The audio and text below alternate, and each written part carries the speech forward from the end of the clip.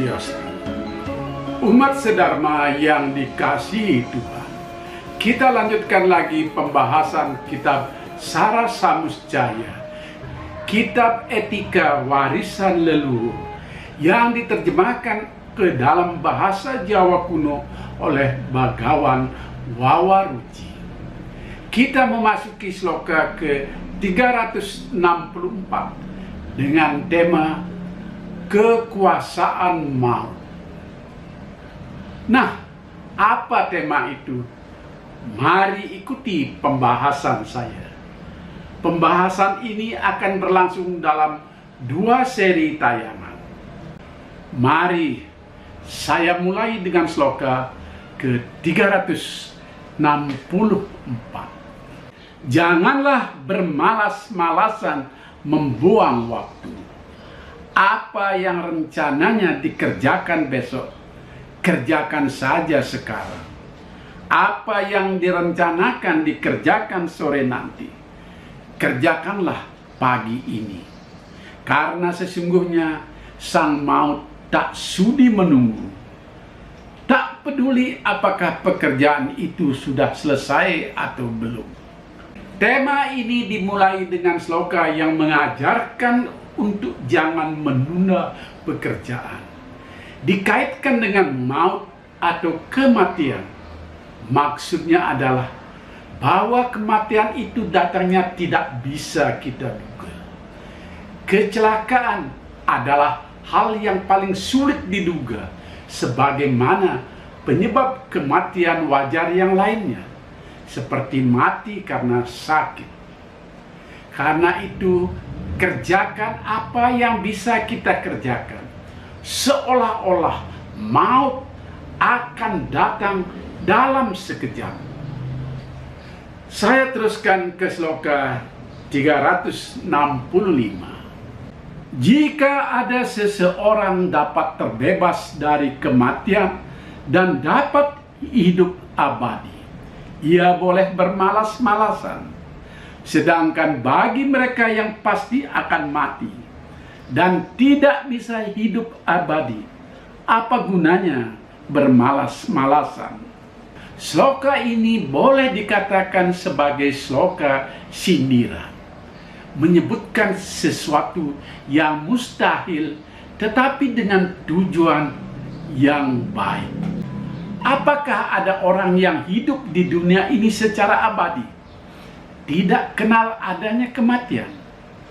Padahal dalam ajaran Hindu ada kelahiran, ada kehidupan, ada kematian. Utpati, stiti, dan pralina. Kalau ada orang seperti itu, terbebas dengan kematian, bolehlah bermalas-malas dan menunda-nunda pekerjaan. Di sana intinya. Saya lanjut dengan sloka 366. Waktu itu tiada batasnya. Ia terus bergerak meski telah melewati ribuan putaran tahun. Tapi kehidupan itu ada batasnya. Bahkan seringkali dijalani dengan sangat cepat dan hanya dalam sekejap saja. Dengan menyadari hal itu, apakah yang menyebabkan orang masih menyia-nyiakan waktu? Mari manfaatkan waktu sebaik-baiknya untuk berbuat kebajikan. Sloka ini sudah jelas bahwa waktu atau umur bumi ini tiada berbatas. Tetapi kehidupan setiap makhluk ada batasnya. Bisa panjang, bisa cepat, bisa sekejap. Karena batasnya itu kita tidak tahu. Dan itu adalah rahasia Tuhan. Rahasia Sang Pencipta kehidupan. Maka janganlah waktu itu disia-siakan. Manfaatkan sebaik-baiknya. Saya teruskan ke sloka 367. Masa hidup itu sesungguhnya sedikit dan sangat pendek. Dalam masa itu ada malam, saatnya manusia tidur karena mata yang mengantuk. Kehidupan yang tertinggal hanya separuh waktu. Dan itu pun dibagi dengan waktu sakit, waktu bersedih, waktu usia tua, dan halangan lain yang tidak bisa dielakkan. Jadi, benar-benar sangatlah singkat masa hidup manusia yang tersisa. Sloka ini sudah jelas mengingatkan kita soal waktu yang tidak boleh disia-siakan, karena tidak semua waktu itu bisa dipakai untuk tujuan yang produktif. Jadi, waktu produktif itu jangan lagi dibuang percuma begitu saja. Kita sia-siakan. Lanjut ke sloka 368. Sayangnya, jarang yang menyadari bahwa sesungguhnya kehidupan makhluk manusia itu tenggelam di samudra waktu yang maha dalam dengan kesakitan, ketuaan, dan kenestapaan. Ini masih sloka yang umum menjelaskan sloka-sloka sebelumnya. Orang jarang yang menyadari tentang keterbatasan waktu ini yang harus dibagi dengan masa-masa di mana kita tidak bisa produktif, seperti sakit, masa-masa tua yang harus istirahat, dan seterusnya. Lanjut ke sloka 369. Orang tak terbebas dari kematian, bukan karena obat, bukan karena mantra, bukan karena homa, dan juga bukan karena japa yang membebaskan manusia dari cengkraman maut. Bolak-balik melakukan itu tetap tak bisa bebas dari kematian.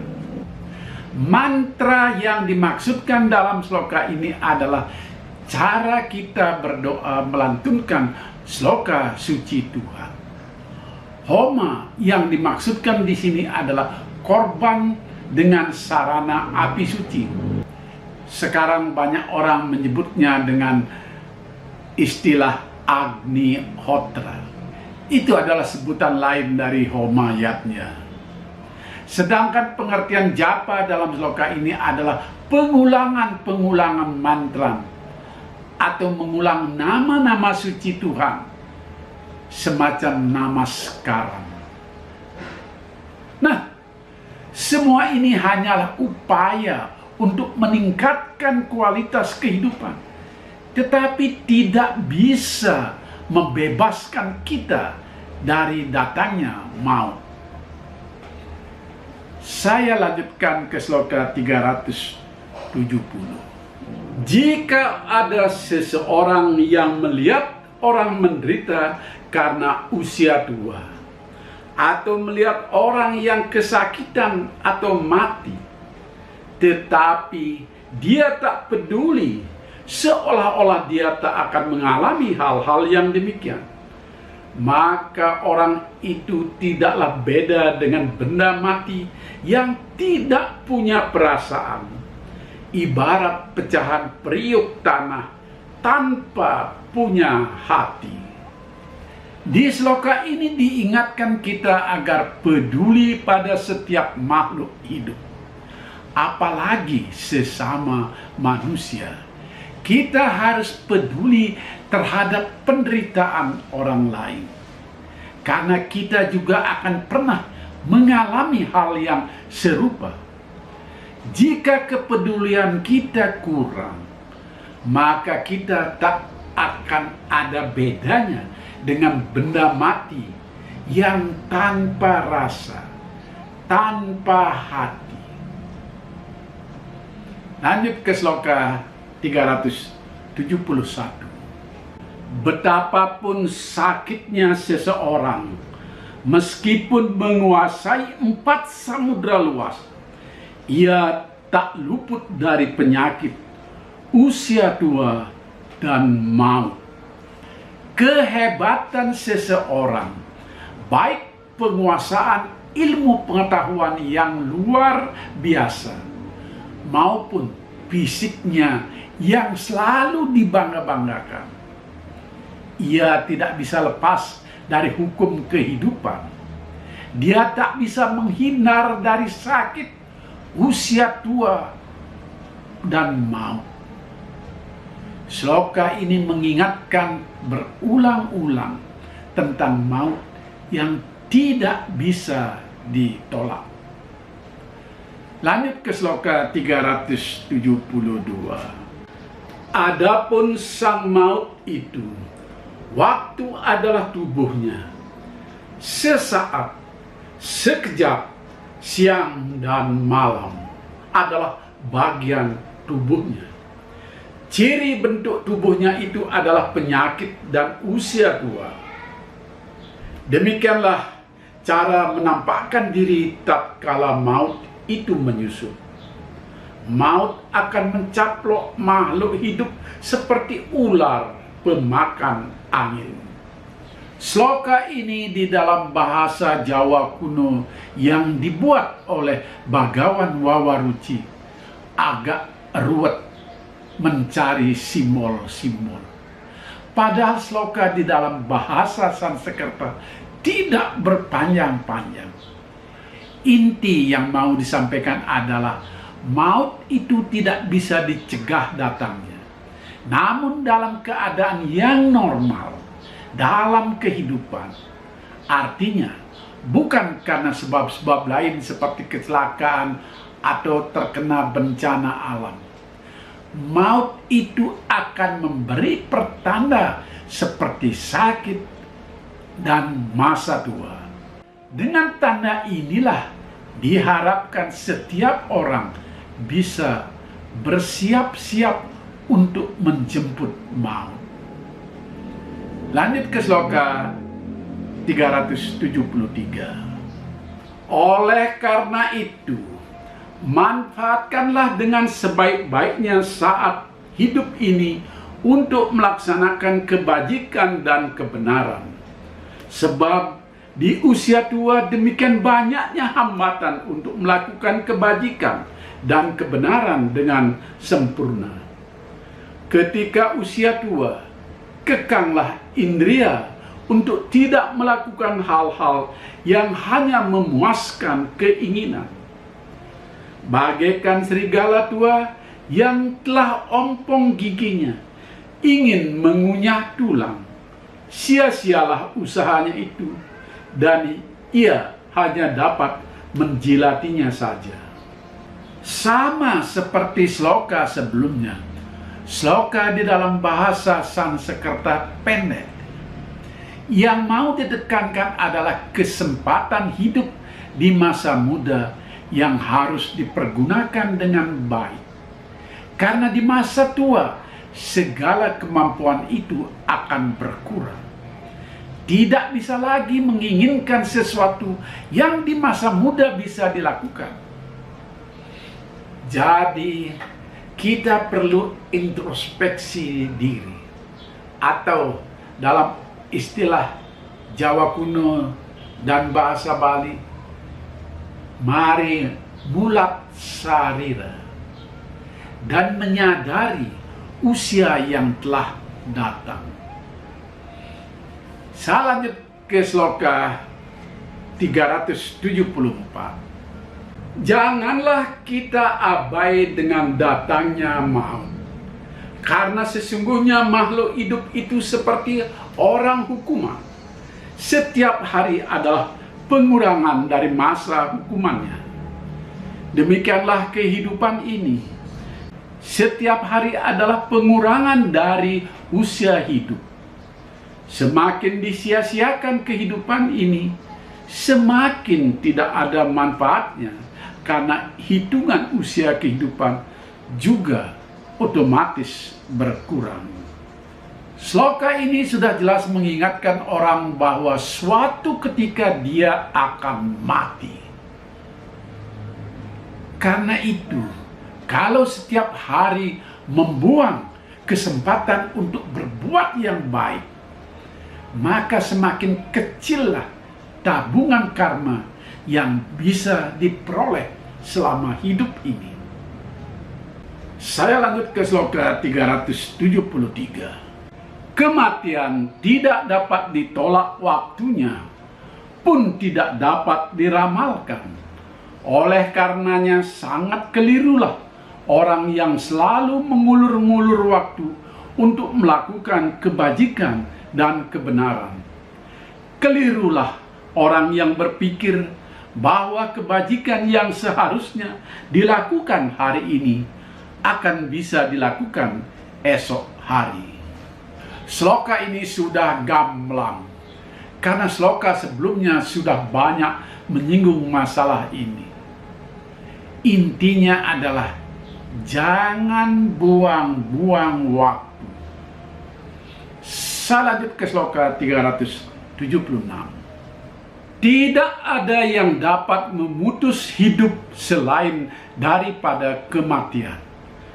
Maka dari itu, lakukanlah kebajikan dan kebenaran itu dengan tergesa-gesa. Seperti halnya pohon buah-buahan, akhirnya buah itu akan jatuh ke tanah. Demikianlah yang hidup pasti akan mati, cepat atau lambat. Maka percepatlah untuk melakukan hal-hal yang baik dan benar. Sloka ini pun sudah jelas dan saya tidak perlu membahasnya. Cukup dengan terjemahan yang sudah saya buat seperti yang saya sebutkan tadi. Saya lanjut ke sloka 377. Kematian sudah ditetapkan waktunya oleh takdir Tuhan. Walaupun terluka parah kena panah dan sakit keras, tidak akan mati jika belum takdirnya. Sebaliknya, jika sudah takdir, seseorang bisa mati walaupun hanya tertancap duri. Nah, sloka ini berbicara soal takdir dan kekuasaan Tuhan. Dalam bahasa modern, hidup dan mati adalah hak prerogatif Tuhan. Tidak bisa manusia yang menentukannya. Ada orang yang sakit keras, bahkan koma berbulan-bulan, belum juga dicabut nyawanya. Tetapi ada orang yang sehat mendadak mati karena serangan jantung atau yang lain. Ini tidak perlu kita perpanjang lagi. Umat sedharma pasti semuanya memahami ini. Lanjut saja ke sloka 378. Kesimpulannya adalah semua makhluk hidup bisa diombang-ambingkan oleh suka dan duka, namun semuanya berakhir dengan kematian. Menyadari hal ini, janganlah hendaknya berdiam diri saja. Jangan berpoya-poya mendambakan sesuatu yang jelas tidak membawa kebahagiaan yang abadi. Ini adalah nasihat yang umum yang menjadi kesimpulan sementara tentang kekuasaan maut, tema dalam seri ini. Umat sedharma yang terkasih, kita lebih baik jeda di sini dan pembahasan tentang kekuasaan maut akan kita lanjutkan dalam satu seri lagi. Tetaplah bersama saya, Empu Jaya Prema. Jangan lupa subscribe, like, dan share channel ini. Rahayu.